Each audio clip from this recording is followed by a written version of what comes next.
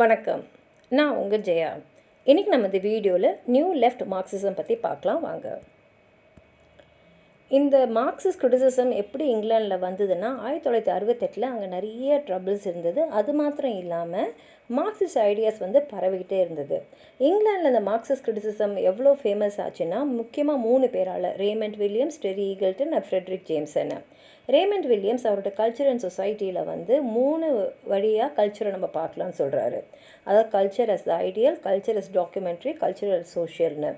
FR லிபிஸும் என்ன சொன்னாங்கன்னா, இந்த உலகத்தில் நிறைய பேர் இருப்பாங்க, ஆனால் அதில் புத்திசாலிங்க கொஞ்சம் பேர், அந்த புத்திசாலித்தனம் இல்லாத நிறைய பேர். அப்போ இந்த கொஞ்சம் புத்திசாலித்தனம் இருக்கிறவங்க தான் மற்றவங்களுக்கு சேர்ந்து முக்கியமான ஜட்ஜ்மெண்ட்ஸ்லாம் எடுக்கிறாங்க அப்படின்னாரு. அதே தான் மேத்யூ ஆல்னோட என்ன சொன்னார்னா, நல்லா விஷயம் தெரிஞ்ச கொஞ்சம் பேர் தான் விஷயம் தெரியாத நிறைய பேரை இந்த ஹியூமன் ரேஸில் நாலேஜ் அண்ட் ட்ரூத்தை நோக்கி வழி நடத்தி செல்கிறாங்க அப்படின்னு சொல்லியிருக்காரு. ஆனால் ரேமண்ட் வில்லியம்ஸும் டெரி ஈகிள்டனும் இந்த டெஃபினிஷன் ஆஃப் கல்ச்சரை ஒத்துக்கலை. டெரி ஈகிள்டன் என்ன சொல்கிறாருன்னா, இந்த லிட்ரேச்சர் அண்ட் ஐடியாலஜிக்கல் ரிலேஷன்ஷிப்பை சொல்கிறாரு. அவர் ஆல்தூஸோடைய வியூஸை ரிஜெக்ட் பண்ணிடுறாரு. ஏன்னா அங்கே அவர் ஆல்தூஸர் என்ன சொல்லியிருக்காருன்னா, லிட்ரேச்சர் ஐடியாலஜிலேருந்து ஒரு தள்ளி போயிருக்குன்னு.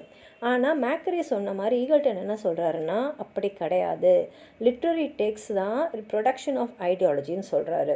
ஃப்ரெட்ரிக் ஜேமன்ஸ் அவருடைய படைப்பான த பொலிட்டிக்கல் அன்கான்ஷியஸில் என்ன சொல்கிறாருன்னா, ஒருத்தர் ஒரு படைப்பை எழுதுகிறாருன்னா அது எப்படி முடியுன்றது தெரியாது. அவருக்கு ஒரு கான்செப்ட் இருந்து எழுதுகிறாரு. ஆனால் எழுத அவருக்கு தெரியாமலே நிறையா இடங்களில் ஒரு சில கான்ட்ரடிக்ஷன்ஸோ ஒரு கேப்ஸோ இருக்கும். ஆனால் அந்த எழுதி முடித்து அந்த முழு படைப்பை முடிஞ்சிட்டப்புறம்தான் அந்த கான்ட்ரடிக்ஷன் கேப்ஸும் அவங்களுக்கே புரியும்.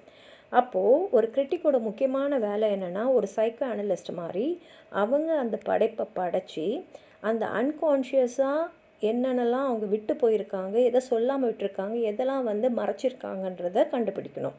இதே தான் போஸ்ட் மாடர்னிசமும் பற்றி பேசும்போது ஜேம்சன் என்ன சொல்கிறாருன்னா, கேபிட்டலிசமில் 3 ஃபேஸஸ் இருக்குது. ஒன்று மார்க்கெட் கேபிட்டலிசம், இன்னொன்று மோனோபோலி கேபிட்டலிசம், இன்னொன்று லேட் ஒரு மல்டிநேஷ்னல் கேபிட்டலிசம்னு.